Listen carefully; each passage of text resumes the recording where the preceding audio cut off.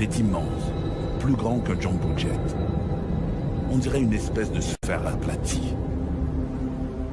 Les témoins n'ont jamais rien vu de tel, et ils ne sont pas les seuls. En cette soirée du 11 décembre 1996, ils seront des dizaines à observer cet engin inconnu. Un engin que l'on croirait sorti tout droit du film, La rencontre du troisième type. Le 11 décembre 1996, 4 personnes roulent en direction nord, près du village de Carmack, au Yukon. Il est un peu plus de 19 heures. C'est à ce moment-là qu'ils observent une série de lumières inhabituelles qui traversent le ciel. Ils ont l'impression que ces lumières sont accrochées à un objet gigantesque et sombre dont ils ne devinent que la silhouette. À quelques kilomètres de là, à Carmack, un autre groupe de gens s'installe pour regarder la télévision.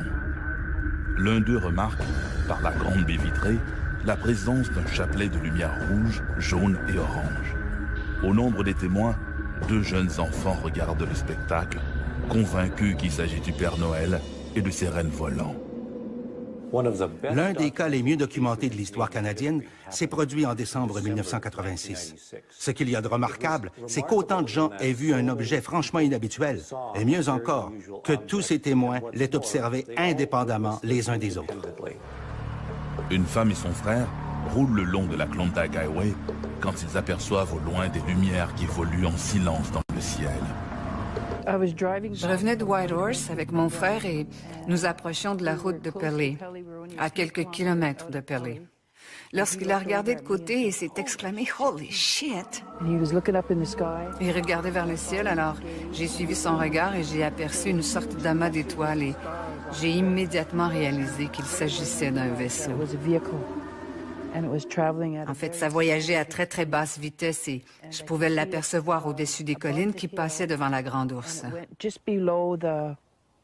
C'était de la même taille que la Grande Ourse. À peu près au même moment, un autre automobiliste s'arrête dans l'accotement afin de pouvoir mieux observer le phénomène lumineux auquel il assiste depuis déjà quelques minutes. L'objet, qui passe bientôt au-dessus de l'homme, ne présente qu'une structure lisse, sans renflement ni aspérité. Seule cette puissante lumière blanche est visible sous la base.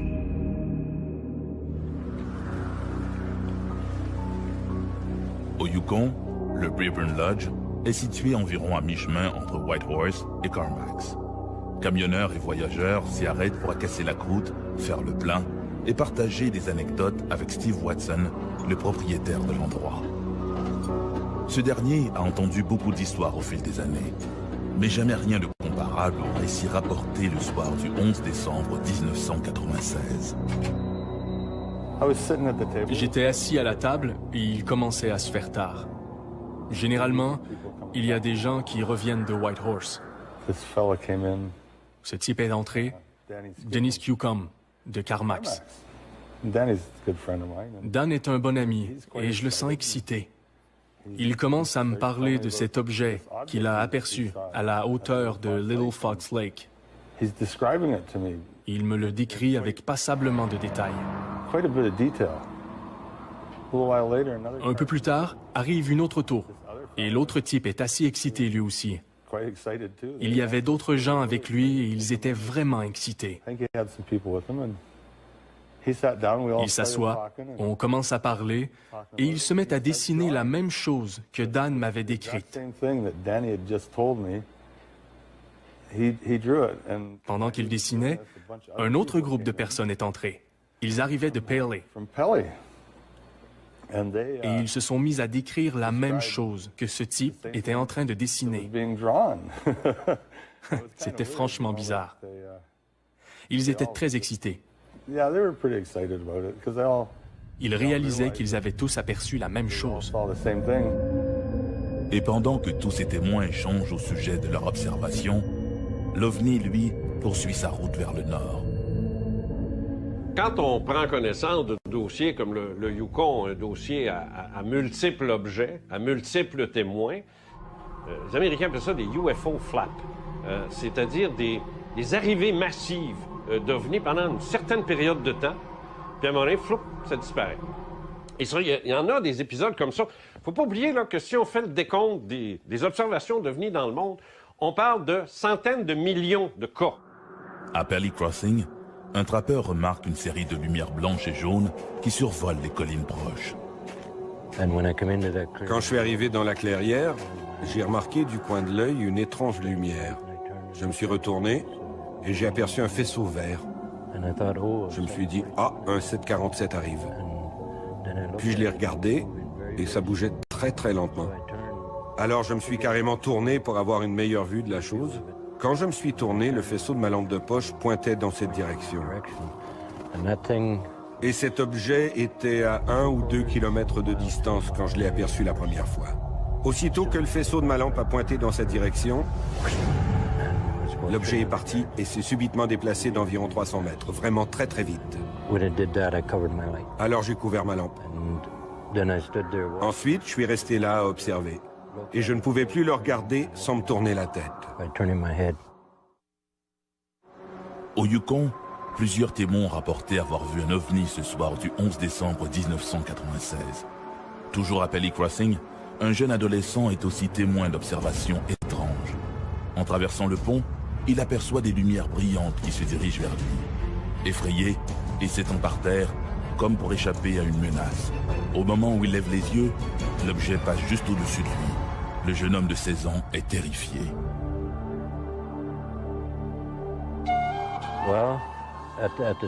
À ce moment, j'étais surtout émerveillé. Cette chose pouvait bouger en silence. Aucun bruit de moteur, comme si ça flottait. Et d'après ce que je comprends de l'aérodynamique, on ne peut pas faire ça. Alors je me suis dit, c'est fabuleux. Puis après que j'ai quitté le lieu, je me suis dit, pourquoi est-ce que j'ai caché le faisceau de ma lampe? J'aurais peut-être pu monter là-dedans et leur rendre visite. Je dirais que nous l'avons observé durant quelques minutes, puis les lumières ont fait bling, bling, bling sur différentes sections du vaisseau spatial, puis il est disparu. On ne pouvait plus le voir du tout. Et nous n'avons rien entendu. Après ça, je suis rentré à la maison vers 22 h et ils regardaient une vidéo. Et croyez-le ou non, c'était Independence Day. Ils en étaient à la scène où le vaisseau spatial s'ouvre pour lancer son rayon. Je suis rentré tout excité et je leur ai dit « Vous ne devinerez jamais ce que j'ai vu ». Et je leur ai raconté mon histoire. Tout le monde s'est mis à avoir peur. Durant une bonne semaine, les petits-enfants ont refusé de sortir.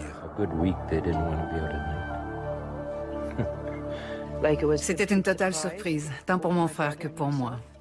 Alors, je lui ai demandé « Que penses-tu de ça ?» Et il m'a répondu « C'est peut-être nous, dans le futur, qui revenons pour nous voir. » Le plus intéressant dans cette affaire, c'est que ces gens ne se sont pas précipités pour rapporter leurs observations. En fait, il y a eu un excellent travail fait par l'ufologiste Martin Jezek. J'ai vécu au Yukon durant environ 8 ans. Et pendant que j'étais là-haut, j'ai enquêté sur les observations d'OVNI. C'était très bien. Ça m'a permis de rencontrer beaucoup de gens et d'étudier des cas très intéressants. Avec la minutie d'un détective, il va retrouver pas moins de 31 témoins. Selon lui, l'OVNI n'était pas un aéronef conventionnel, mais plus vraisemblablement un engin d'une technologie non humaine. Non conventionnel, qui bouge très rapidement, qui ne fait pas de bruit, qu'on ne peut expliquer autrement que par une technologie qui n'appartient pas à notre monde. Martin Jezek a été incapable d'arriver à quelque conclusion que ce soit concernant la nature de cet objet. On a vérifié auprès des autorités militaires canadiennes qui ont affirmé qu'il n'y avait rien dans cette zone à ce moment-là. Les observateurs ont tous affirmé qu'il ne pouvait s'agir ni d'un avion, ni d'une montgolfière. Ce n'étaient pas des étoiles ou des planètes non plus parce que ça bougeait d'une manière radicalement différente des étoiles et des planètes. C'était quelque chose de très, très, très différent. Nous ne savons pas si c'était une soucoupe volante en provenance de Mars ou de Vénus, mais c'était quelque chose de franchement inhabituel. Qui sait si c'est de fabrication humaine ou extraterrestre? Mais en bout de ligne, ils ont bien vu ce qu'ils ont vu. Cette région est réputée pour les observations de trucs inexplicables qui y sont faites. Alors qui sait? C'est peut-être une hallucination collective, mais j'en doute. L'hallucination collective, ça n'existe pas. C'est un mythe, c'est une invention. Pour qu'elle soit vraie, l'hallucination collective, n'en déplaise aux sceptiques, il faudrait qu'on prouve que la télépathie existe. Ce serait la seule façon de dire « j'ai vu quelque chose, je te l'ai transmis télépathiquement et je l'ai fait à la communauté qui était présente sur les lieux. Ils ont tous vu la même image que moi. On vient de prouver la télépathie le jour où on prouvera l'hallucination collective. » Ce sera déjà un bon bout de fait. La petite Volkswagen roule à la sortie de Dover. William Bartlett et ses deux amis Mark Mazoka et Yancy Brody écoutent de la musique à tue-tête. Arrivé près de Farm Street, Bartlett amorce un virage serré. C'est en exécutant sa manœuvre qu'il aperçoit, éclairé par les phares de sa voiture, une créature des plus bizarres. La créature ne reste visible que 5 ou 6 secondes, mais Bill Bartlett jure à ses amis qu'il l'a bien vue. Il n'oubliera jamais sa rencontre avec le démon de Dover. Dover est une petite ville d'à peine 5000 citoyens, située à 25 km au sud de Boston, dans le comté de Norfolk. C'est une petite communauté rurale typique de la Nouvelle-Angleterre. La première observation du démon de Dover s'est produite le 21 avril 1977 à 22h30, lorsqu'un individu nommé Bill Bartlett conduisait sa Volkswagen sur Farm Street. Il y avait 3 autres personnes dans la voiture qui n'ont pas remarqué ce qu'il a vu. C'est lui qui conduisait, qui regardait devant et qui a aperçu dans la lumière des phares une créature perchée sur un muret de pierre. Il l'a décrite comme ayant une grosse tête ovoïde qui se déplaçait difficilement en s'appuyant sur 3 orteils et 3 doigts. Elle avait un très petit corps et 2 yeux d'où émanait une lueur orange ou rouge, ou orange et rouge. De retour chez lui, il s'est immédiatement installé à son bureau et a entrepris de dessiner la créature. 2 heures plus tard, John Baxter quittait le domicile de son ami de cœur à environ 1 mile de l'endroit où Bill Bartlett avait eu sa vision. Et subitement, au milieu de la route, une petite route rurale, il a aperçu une personne qu'il a prise pour un écolier. Selon sa description, comme l'écolier avait une grosse tête, il a cru que c'était MJ. Et il s'est mis à crier « MJ, est-ce que c'est toi ?» En s'approchant, il aperçoit subitement une créature qu'il décrira comme un gros 8, c'est-à-dire une grosse tête ronde et un gros corps rond avec des doigts et des jambes fuselées qui s'enfuit dans les bois puis disparaît.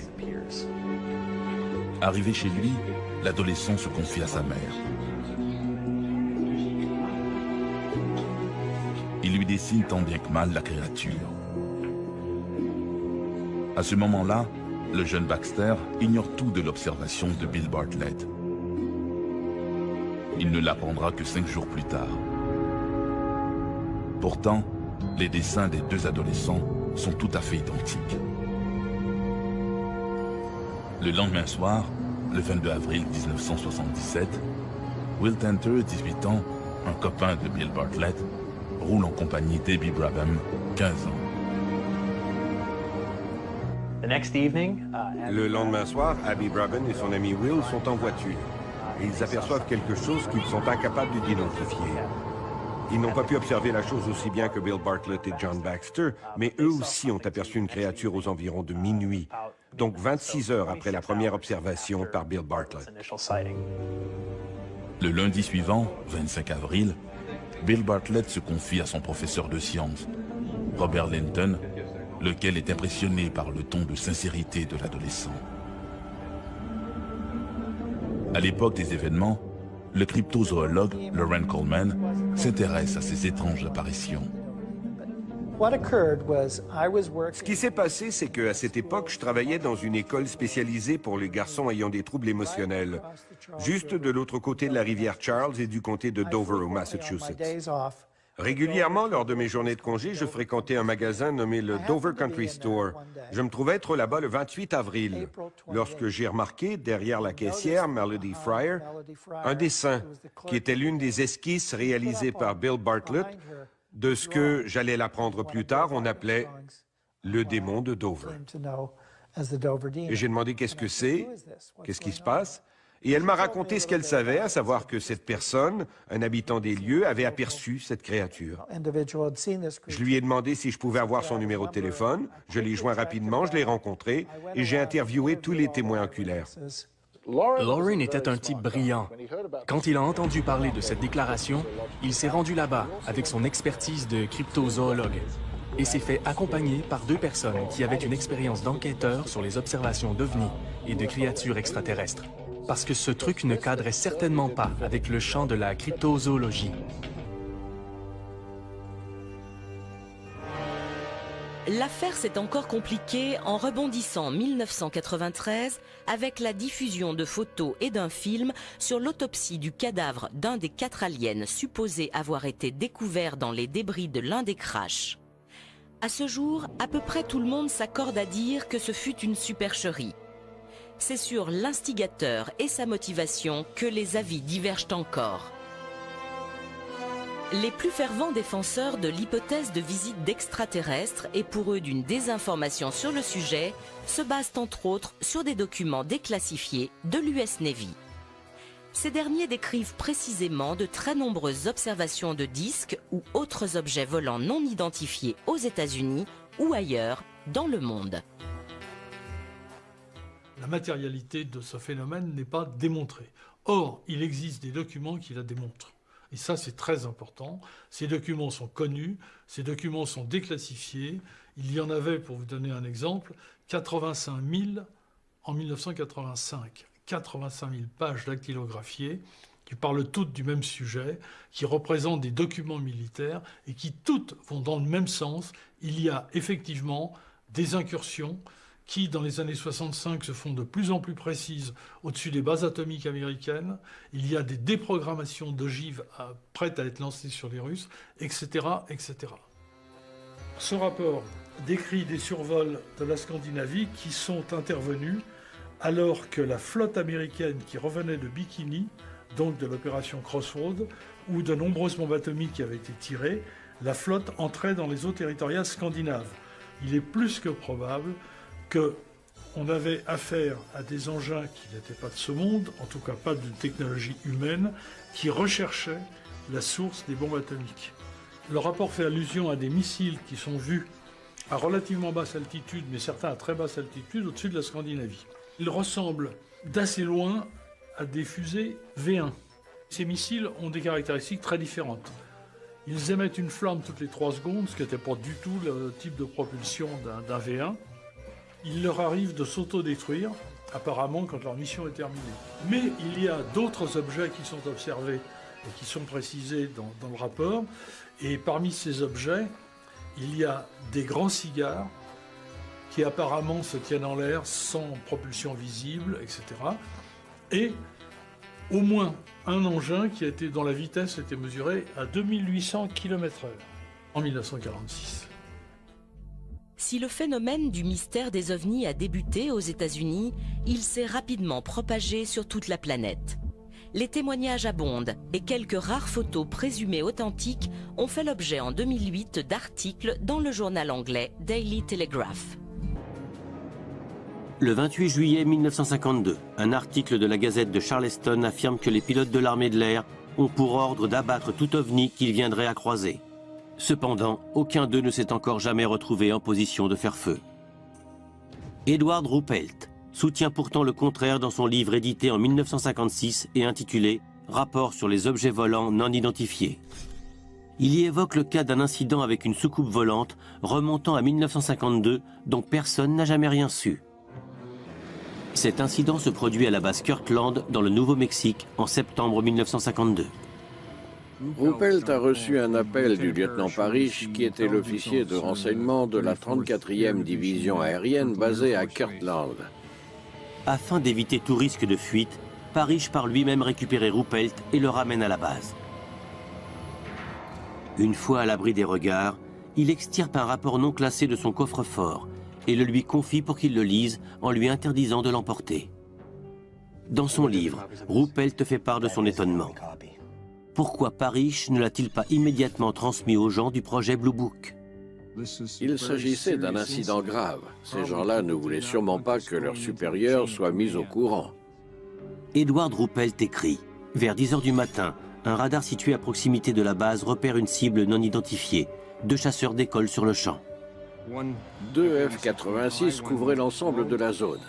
Quand le pilote, qui volait le plus bas, a redressé son avion, il a aperçu ce qu'il a pris pour un ballon sonde.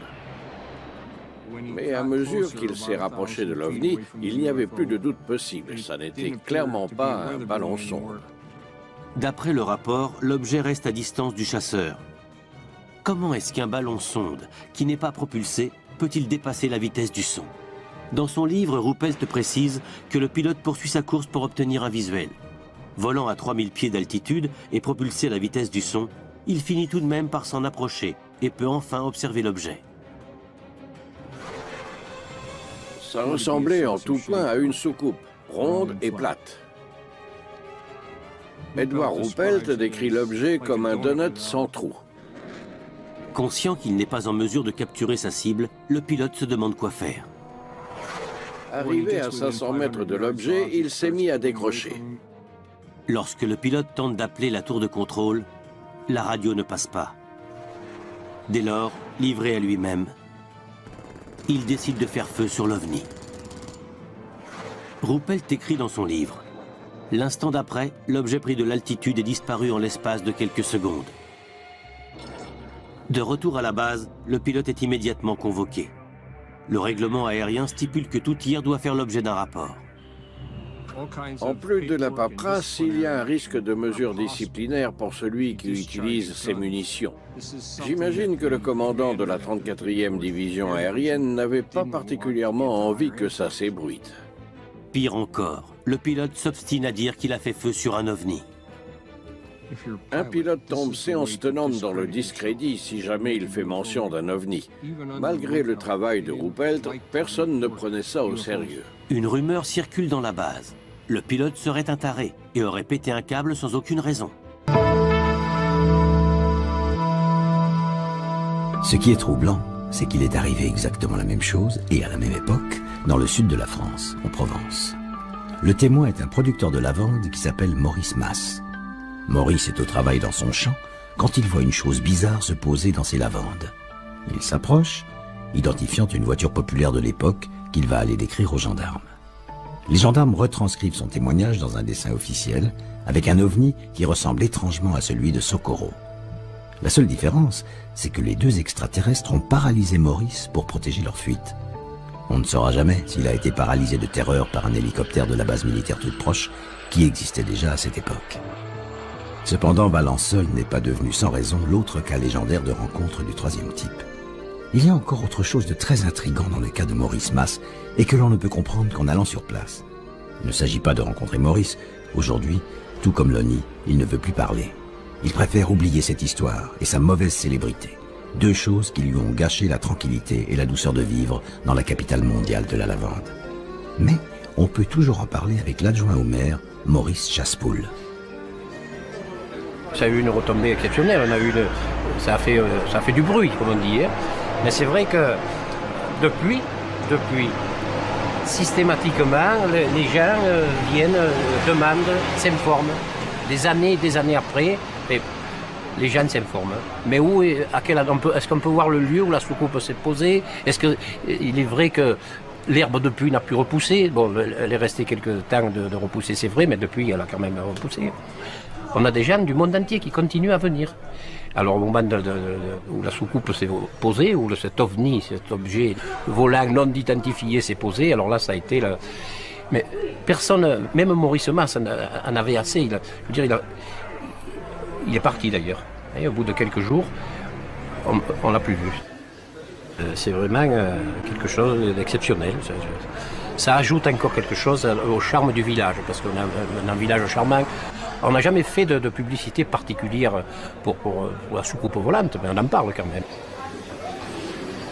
Avec Maurice, nous sommes les quelques personnes qui, de Valençol, ont vu le soir même les traces sur le terrain. Et bien entendu, on s'est posé la question toute simple, qu'est-ce qui a bien pu se poser?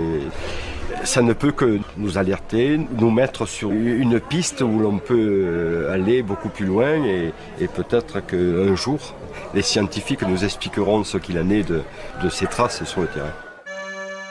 Max Demolle est le maire de Valençol qui m'a parlé du deuxième ovni tombé il y a 10 ans dans le champ de son frère Maurice. En réalité, cet ovni n'en était pas un, mais son explication rationnelle vient paradoxalement au secours de ce que pensent certains ufologues. Je ne sais pas si c'était le vent ou si c'est... Enfin, il y avait... Du côté nord, c'était pas loin, les tiges. Et du côté sud, ça allait à 40 mètres loin. Alors des gens sont venus depuis voir. Des gens qui croient beaucoup aux ovnis et ils ont plutôt cru que c'était des ovnis, hein, eux. Mais moi, je sais pas si c'était un avion à décollage vertical ou si c'était simplement la foudre. En 1989, il est probable qu'il s'agissait de la foudre, attirée par les antennes radars situées à proximité. Et voilà ce qui est intéressant. Les radars émettent de très puissants champs de micro-ondes, dont certains ufologues pensent qu'ils peuvent perturber le vol des ovnis. Car ces mêmes ufologues pensent que les soucoupes volantes utilisent les micro-ondes comme énergie motrice. Ainsi, il y aurait une explication à l'ovni de Valençol en 1965. Il aurait été affaibli par les micro-ondes et il serait allé se poser dans le champ de Maurice Masse. C'est là qu'intervient l'ovni de Roswell, car les ufologues pensent que le célèbre crash du Nouveau-Mexique est dû à une perturbation par des radars militaires. Vaste mystère qui, en tout cas, ne semble pas perturber outre mesure l'ami Jeannot. Ma foi, c'est flou, c'est pas net et ça reste comme ça, depuis des années et des années. Hein. Et on peut pas dire ni c'est vrai, ni c'est pas vrai, il a vu quelque chose, mais quoi? Alors on téléphonait de partout, à la gendarmerie on téléphonait tout le temps, on y téléphonait d'Amérique, même à la gendarmerie. Vous êtes à la gendarmerie de Valençol, d'ici, de là. Alors ça bouillonnait, comme on dit. C'est une chose mystérieuse. Hein. Je vois pas, hein, ce qu'on pourrait raconter. Hein. Je vois pas déçu. Hein. Comme on dit, ça a été fait. Et alors voilà, hein. On pourra aller boire un coup après. Hein. Voici l'un d'entre eux. Clifford Stone a travaillé pendant 20 ans dans l'armée américaine pour des choses intéressantes. Il prétend ainsi avoir participé à une opération ultra secrète. Son objectif, retrouver des satellites soviétiques tombés sur Terre. J'étais affecté à la localisation des épaves et des débris. Ces opérations étaient baptisées « Projet Poussière Douche Bleue ». Repérer les objets d'origine inconnue ou ayant résisté à une rentrée dans l'atmosphère terrestre. La plupart des objets récupérés ne présentent rien de particulier. Mais en 1969, l'équipe de Cliff plus étrange. À cette époque, on a reçu un appel qu'un avion ou quelque chose s'était écrasé non loin de là où on était. Une que j'appellerai le colonel est venu vers moi et m'a dit « Docteur Gégère, prenez des mesures et tenez-moi au courant. » Il m'a demandé de quoi il retournait et il m'a répondu « C'est une crash. Si vous voyez quelque chose d'inhabituellement, un singe. » Vous savez que les Soviétiques en mettent dans leurs engins comme nous.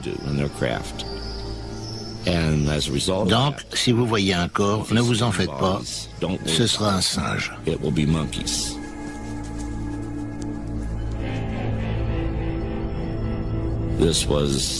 Jamais rien vu de tel. Je savais que cet engin n'était ni à nous, ni aux Soviétiques.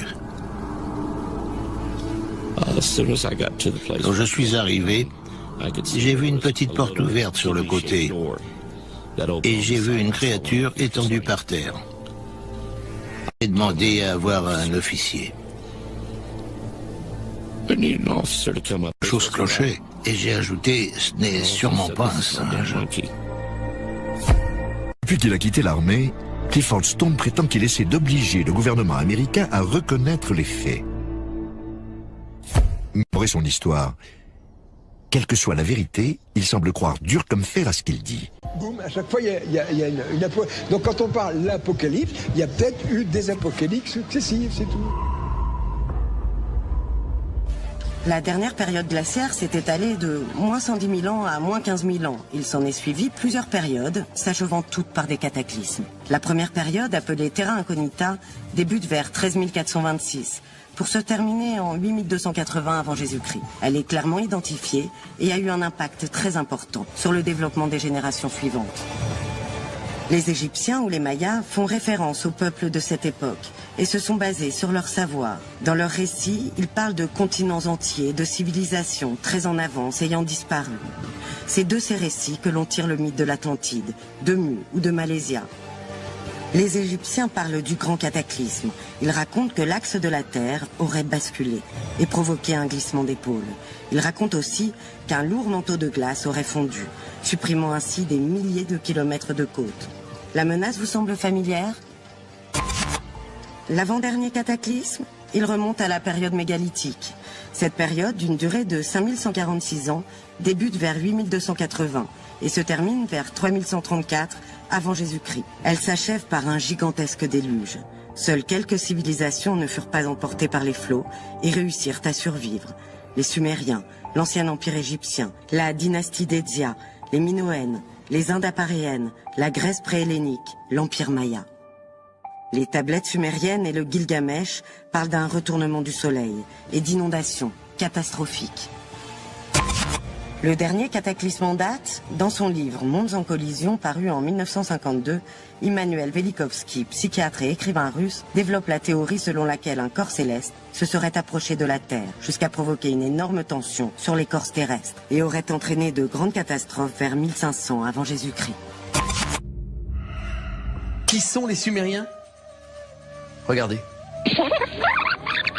La documentation nous montre qu'ils sont présents dans le sud de l'Irak à partir de l'invention de l'écriture, c'est-à-dire 3400 avant notre ère. La civilisation sumérienne nous apparaît brutalement en tant que telle parce qu'ils ont écrit, ils ont inventé l'écriture et ils ont écrit leur langue. On a découvert ces textes, on ne les comprenait pas, on ne savait pas les lire. L'écriture qu'on dit cunéiforme, qui est écrit sur des tablettes d'argile, sont des signes très compliqués. On commence à les comprendre depuis une petite dizaine d'années. Dès lors, massivement, la civilisation sumérienne nous apparaît. Cette langue est un des grands véhicules de culture de toute l'humanité. Et que disent-ils, ces Sumériens? Ou plutôt, qu'ont-ils écrit sur 2012? Sur une de leurs tablettes d'argile, ils évoquent la naissance de la planète Terre et sa relation pour le moins chaotique avec un astre qu'ils appellent Nibiru. L'histoire de cette planète commence, comme cela est écrit sur la 7e tablette sumérienne, au moment de la création de l'univers, il y a 4 milliards d'années, quand notre système solaire était bien plus jeune et que notre planète n'existait pas encore. Il y a près de 4 milliards d'années, la Terre, alors 2 fois plus grosse qu'aujourd'hui et recouverte d'eau, s'appelait Tiamat et orbitait entre Mars et Jupiter.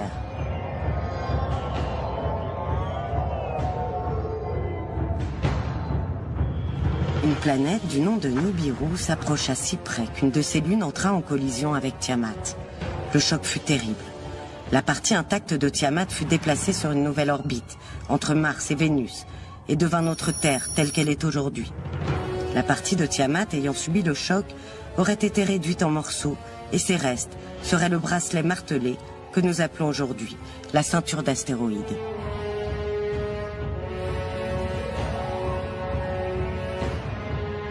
Nibiru mettrait 3600 ans à accomplir sa révolution. Elle tournerait dans le sens inverse des autres planètes et son orbite ne serait pas dans le plan de l'écliptique. En bref, elle ne ferait pas forcément partie de notre système solaire. L'année 2012 marque le retour de cette planète Nibiru, après un cycle de 3600 ans.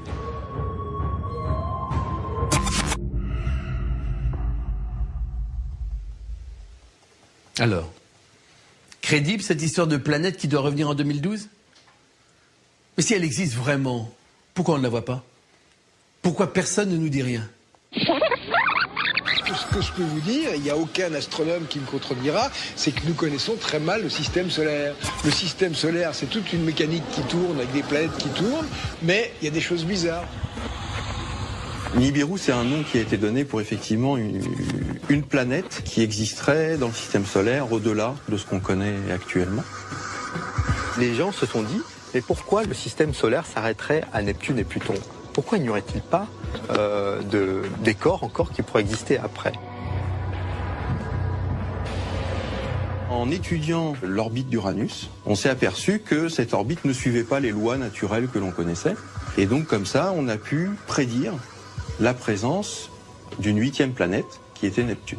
On s'est aperçu qu'il y avait effectivement encore des perturbations et on a découvert comme ça une 9e planète, Pluton, qui est en fait une toute petite planète et elle ne pourrait pas expliquer les perturbations qu'on calculait à l'époque sur ces grosses planètes. Donc on s'est dit qu'il devait y avoir une 10e planète.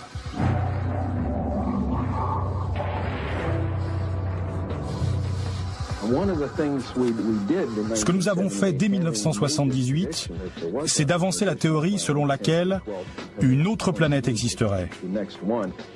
Et cette planète aurait une masse 3 à 5 fois supérieure à celle de la Terre. 5 fois plus grosse que la Terre. Imaginez.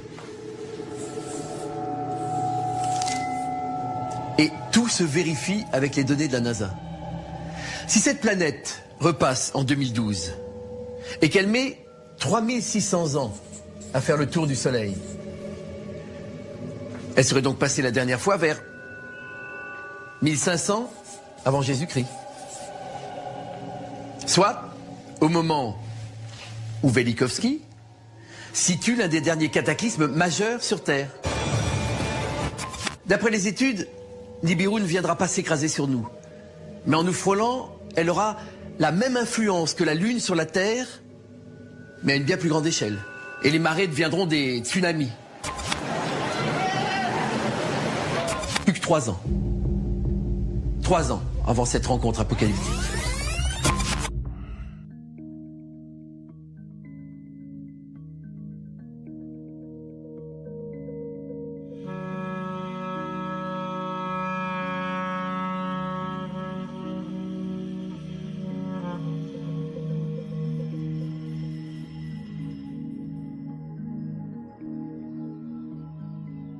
Les Mayas ont été de fins observateurs du ciel et ont donc décrit les mouvements des planètes avec beaucoup de précision. On a retrouvé des observatoires à partir desquels ils faisaient leurs observations. Alors notamment de la planète Vénus, qui avait une importance particulière à leurs yeux. La divination est un aspect très important de la culture maya qui transparaît même dans l'usage qu'ils ont fait de l'astronomie, dans la mesure où on peut considérer qu'ils étaient plus des astrologues que des astronomes. L'astronomie était au service de la divination. Ce qui les intéressait de comprendre dans le mouvement apparent des planètes était leurs répercussions supposées sur la vie des hommes.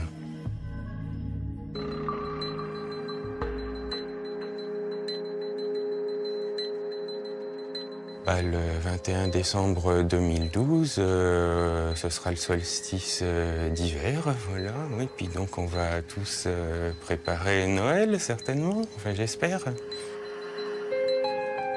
Lorsqu'on fait une recherche sur Internet pour le 21-12-2012 et le calendrier Maya, entre autres amalgames et approximations, on tombe sur l'image de la pierre du soleil, qui se trouve au musée d'anthropologie de Mexico. Et qui est en fait un calendrier aztèque et qui ne mentionne absolument pas la date à laquelle donc on fait correspondre le 21 décembre 2012.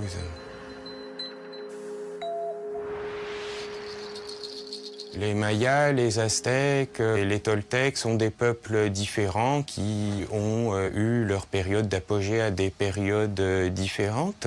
Voilà, mais il n'y a pas de succession, par exemple, entre les Mayas et les Aztèques, c'est-à-dire que les Mayas existent encore aujourd'hui, la langue maya est encore parlée, et chez les Aztèques, de même, leur langue, le nahuatl, est toujours actuellement parlée au Mexique par plus d'1 million de personnes. Le maya est en fait un terme qui désigne une famille de langues, une trentaine. À l'origine, c'est une langue du Yucatan qu'on appelle le yucatèque, qui était parlée par ceux qui se sont autodénommés les Mayas. Les autres populations se disent Mayas actuellement parce que des anthropologues, des linguistes sont venus leur dire « Vous êtes des Mayas puisque vous parlez une langue de la même famille ». La découverte des temples et des ruines mayas s'est faite petit à petit. À l'époque coloniale, il y a déjà des rapports qui mentionnent la visite de telle ou telle personne dans tel lieu et l'existence de ruines anciennes, sans forcément les attribuer aux Mayas. Et c'est dans les années 1830, avec les voyages de Stephens et Catherwood, puis plus tard avec Alfred Maudslay, qu'on a fait connaître au monde l'existence d'une culture dont il restait un grand nombre de réalisations matérielles. Des temples, des stèles, des palais, en les reconnaissant comme étant des témoignages de la culture maya.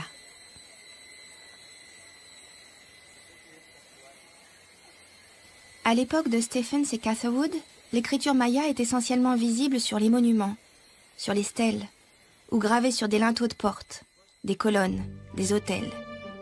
Quoiqu'on ait déjà observé des dates sur des céramiques.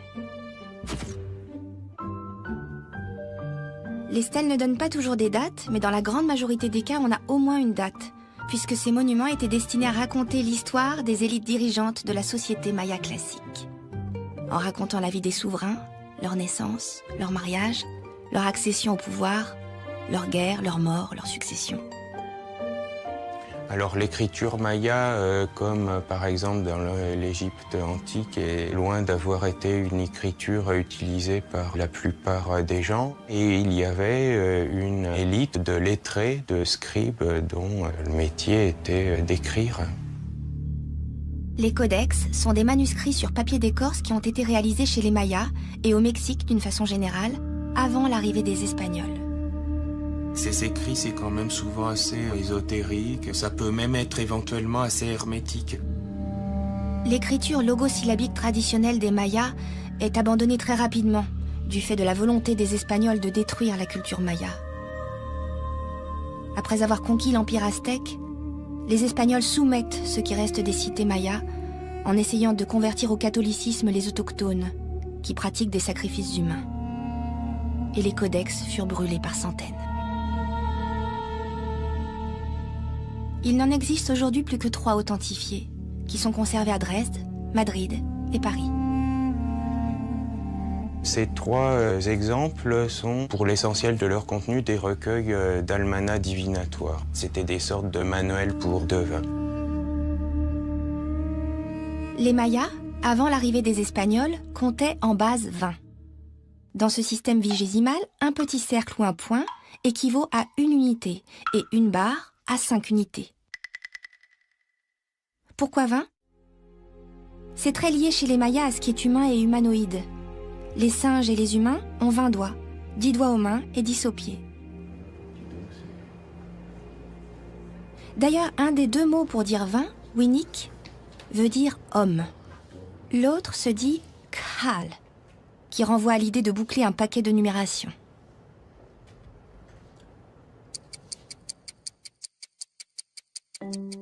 Voilà ce à quoi pourrait ressembler le calendrier maya, car il n'existe aucune représentation connue à ce jour. Pour donner une date, les Mayas avaient l'habitude d'utiliser 2 cycles principaux. Un cycle, connu sous le nom de Tzolk'in, qui comprend 260 noms de jours différents, et un cycle plus en rapport avec l'année solaire qu'on appelle le Haab, composé de 365 jours. Le Tzolk'in, ou calendrier divinatoire, combine les nombres de 1 à 13 avec 20 noms de jours. Imish, Ik, Akbal, Kan, Chichan, Kimi, Manik, etc. Ce qui donne 1 Imish, 2 Ik, 3 Akbal, 4 Kan, 5 Chichan, etc. Et le Hab, le calendrier solaire, qui est composé de 18 mois de 20 jours. Plus un mois de 5 jours, le Wayeb, 5 jours un peu maléfiques. Ce qui donne par contre ici 0 pop, 1 pop, 2 pop, 3 pop, 4 pop, jusqu'à 19 pop pour le premier mois, puis le mois suivant, 0 UO, 1 UO, 2 UO, 3 UO, et ainsi de suite. Une date est donc l'association des 2 cycles. Par exemple, 4 Arao Kumku, et le lendemain, 5 Imish, 9 Kumku, de sorte qu'un même nom de jour ne sorte que tous les 52 ans. Parce que 73 fois 260 est égal à 52 fois 365 est égal à 18 980 jours. C'est le plus petit commun multiple entre les deux cycles. Puisqu'une date se répète tous les 52 ans, pour la différencier des autres mêmes dates, les Mayas les associaient à un décompte de jours depuis une date origine du grand cycle, que les mayanistes appellent le compte long. Le nombre de jours se dit kin. Et il faut 20 jours pour faire un mois qui se dit winal. Puis 18 mois pour faire un tun, c'est l'année de compte, 360 jours. L'unité supérieure est le katun. Un katun, c'est 20 tun, 20 fois 360 jours. L'unité encore supérieure est le baktun, qui correspond à 20 katun, 144 000 jours. Un grand cycle dure 13 baktun, 1 872 000 jours, un peu plus de 5000 ans.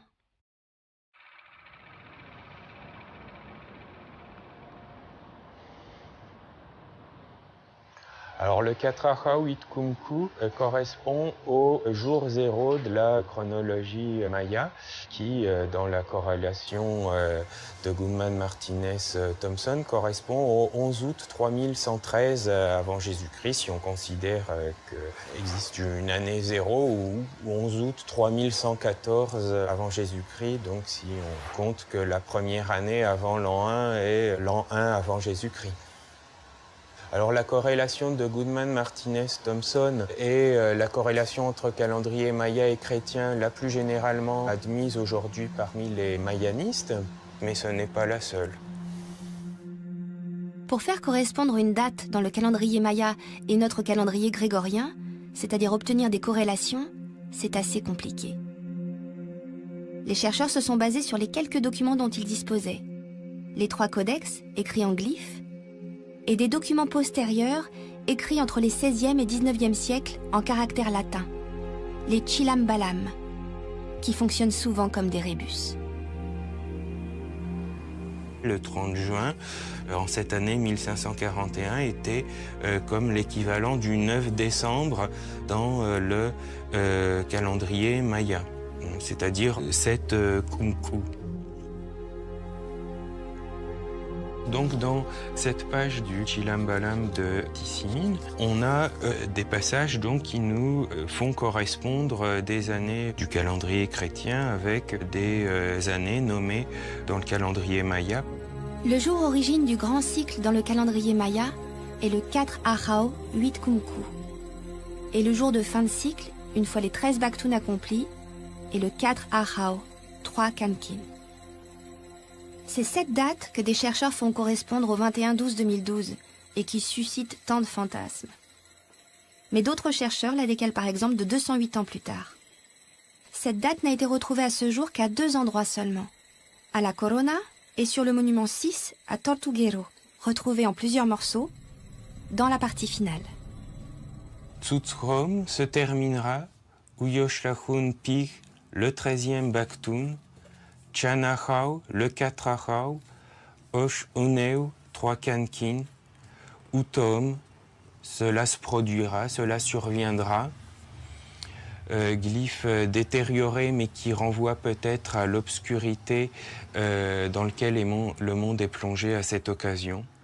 Yem Bolognocté, la descente de Bolognocté, glyphe détérioré à un endroit donc qu'il est impossible de déterminer du fait de la détérioration de la fin du texte. Les Mayas n'ont donc jamais prophétisé la fin du monde le 21 décembre 2012. Ils ne parlaient que de la fin d'un grand cycle de 13 Baktun, plus de 5000 ans, qui redémarrerait sur un nouveau grand cycle.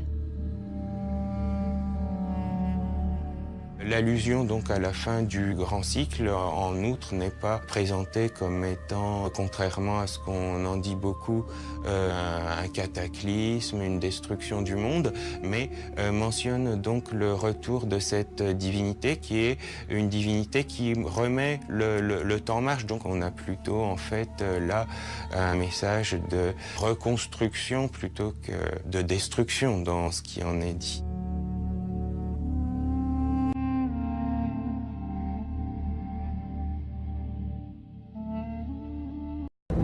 Il est immense, plus grand qu'un jumbo jet. On dirait une espèce de sphère aplatie. Les témoins n'ont jamais rien vu de tel. Et ils ne sont pas les seuls. En cette soirée du 11 décembre 1996, ils seront des dizaines à observer cet engin inconnu.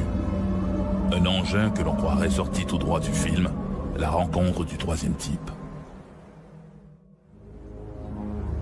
Le 11 décembre 1996, 4 personnes roulent en direction nord, près du village de Carmack, au Yukon.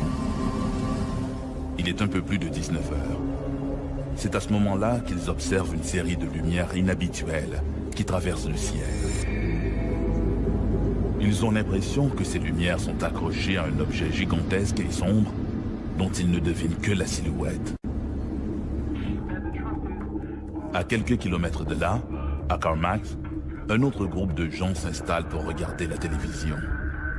L'un d'eux remarque, par la grande baie vitrée, la présence d'un chapelet de lumière rouge, jaune et orange. Au nombre des témoins, 2 jeunes enfants regardent le spectacle, convaincus qu'il s'agit du Père Noël et de ses rennes volants. L'un des cas les mieux documentés de l'histoire canadienne s'est produit en décembre 1986. Ce qu'il y a de remarquable, c'est qu'autant de gens aient vu un objet franchement inhabituel, et mieux encore, que tous ces témoins l'aient observé indépendamment les uns des autres. Une femme et son frère roulent le long de la Klondike Highway quand ils aperçoivent au loin des lumières qui évoluent en silence dans le ciel. Je revenais de Whitehorse avec mon frère et nous approchions de la route de Pelly, à quelques kilomètres de Pelly. Lorsqu'il a regardé de côté et s'est exclamé « Holy shit !» Il regardait vers le ciel, alors j'ai suivi son regard et j'ai aperçu une sorte d'amas d'étoiles et j'ai immédiatement réalisé qu'il s'agissait d'un vaisseau.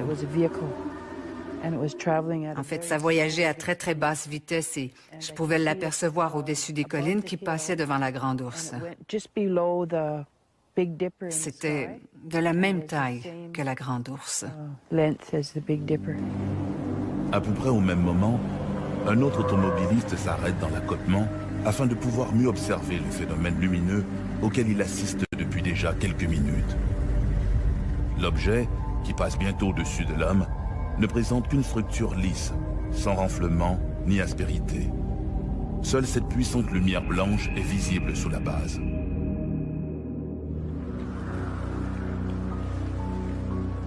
Au Yukon, le Braeburn Lodge est situé environ à mi-chemin entre Whitehorse et Carmack. Camionneurs et voyageurs s'y arrêtent pour casser la croûte, faire le plein et partager des anecdotes avec Steve Watson, le propriétaire de l'endroit. Ce dernier a entendu beaucoup d'histoires au fil des années, mais jamais rien de comparable au récit rapporté le soir du 11 décembre 1996. J'étais assis à la table et il commençait à se faire tard. Généralement, il y a des gens qui reviennent de Whitehorse. Ce type est entré, Dennis Cucum, de Carmack. Dan est un bon ami et je le sens excité. Il commence à me parler de cet objet qu'il a aperçu à la hauteur de Little Fox Lake. Il me le décrit avec passablement de détails. Un peu plus tard, arrive une autre auto, et l'autre type est assez excité lui aussi. Il y avait d'autres gens avec lui et ils étaient vraiment excités. Il s'assoit, on commence à parler et il se met à dessiner la même chose que Dan m'avait décrite.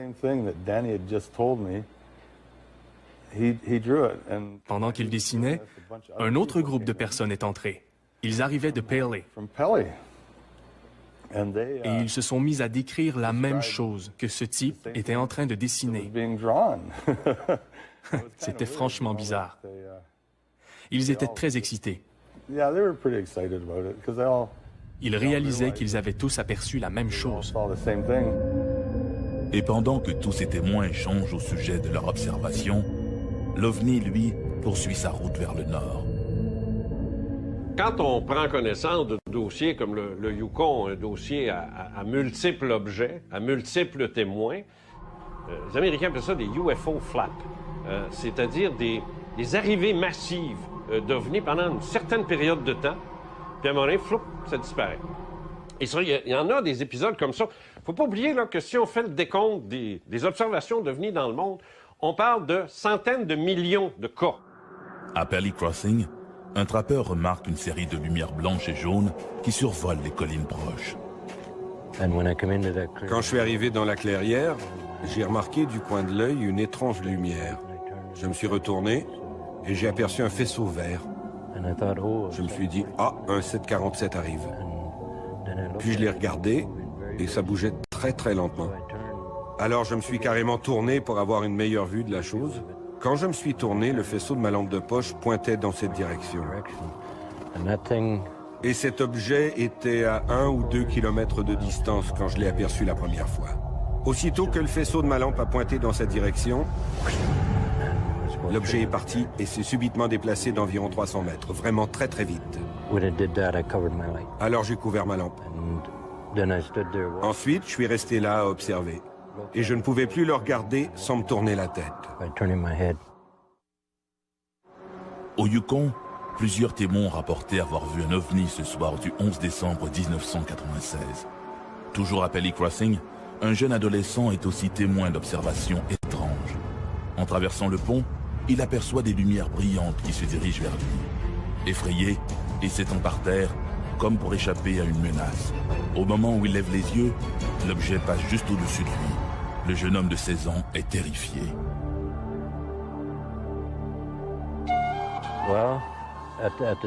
À ce moment, j'étais surtout émerveillé. Cette chose pouvait bouger en silence. Aucun bruit de moteur, comme si ça flottait. Et d'après ce que je comprends de l'aérodynamique, on ne peut pas faire ça. Alors je me suis dit, c'est fabuleux. Puis après que j'ai quitté le lieu, je me suis dit, pourquoi est-ce que j'ai caché le faisceau de ma lampe? J'aurais peut-être pu monter là-dedans et leur rendre visite. Je dirais que nous l'avons observé durant quelques minutes, puis les lumières ont fait bling, bling, bling sur différentes sections du vaisseau spatial, puis il est disparu. On ne pouvait plus le voir du tout. Et nous n'avons rien entendu. Après ça, je suis rentré à la maison vers 22 h et ils regardaient une vidéo. Et croyez-le ou non, c'était Independence Day. Ils en étaient à la scène où le vaisseau spatial s'ouvre pour lancer son rayon. Je suis rentré tout excité et je leur ai dit « Vous ne devinerez jamais ce que j'ai vu ».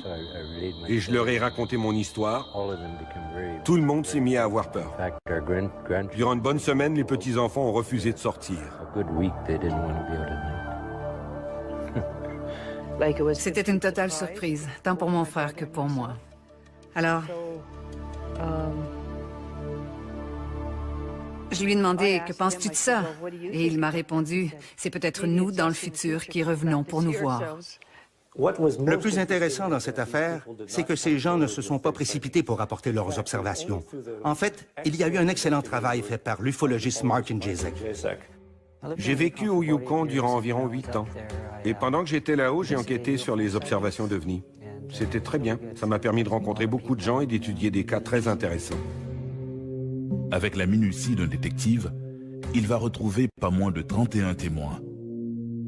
Selon lui, l'OVNI n'était pas un aéronef conventionnel, mais plus vraisemblablement un engin d'une technologie non humaine. Non conventionnel, qui bouge très rapidement, qui ne fait pas de bruit, qu'on ne peut expliquer autrement que par une technologie qui n'appartient pas à notre monde.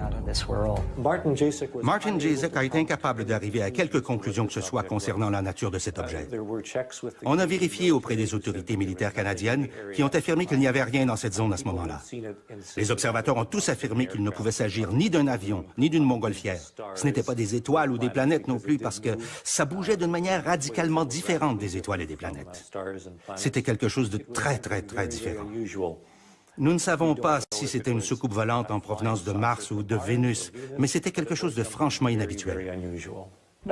Qui sait si c'est de fabrication humaine ou extraterrestre? Mais en bout de ligne, ils ont bien vu ce qu'ils ont vu. Cette région est réputée pour les observations de trucs inexplicables qui y sont faites. Alors qui sait? C'est peut-être une hallucination collective, mais j'en doute. L'hallucination collective, ça n'existe pas. C'est un mythe, c'est une invention. Pour qu'elle soit vraie, l'hallucination collective, n'en déplaise aux sceptiques, il faudrait qu'on prouve que la télépathie existe. Ce serait la seule façon de dire « j'ai vu quelque chose, je te l'ai transmis télépathiquement et je l'ai fait à la communauté qui était présente sur les lieux. Ils ont tous vu la même image que moi. On vient de prouver la télépathie le jour où on prouvera l'hallucination collective. » Ce sera déjà un bon bout de fait. La petite Volkswagen roule à la sortie de Dover. William Bartlett et ses deux amis Mike Mazoka et Andy Brody écoutent de la musique à tue-tête. Arrivé près de Farm Street, Bartlett amorce un virage serré. C'est en exécutant sa manœuvre qu'il aperçoit, éclairé par les phares de sa voiture, une créature des plus bizarres. La créature ne reste visible que 5 ou 6 secondes, mais Bill Bartlett jure à ses amis qu'il l'a bien vue. Il n'oubliera jamais sa rencontre avec le démon de Dover.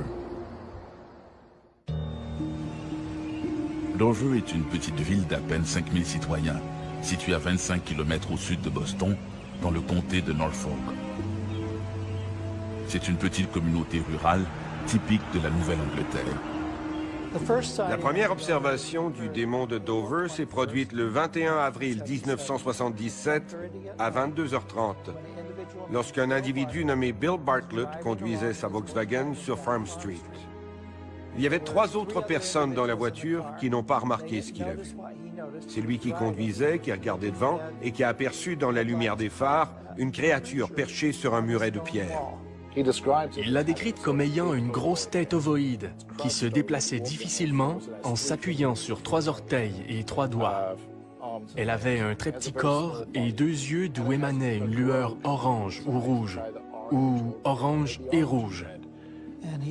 De retour chez lui, il s'est immédiatement installé à son bureau et a entrepris de dessiner la créature.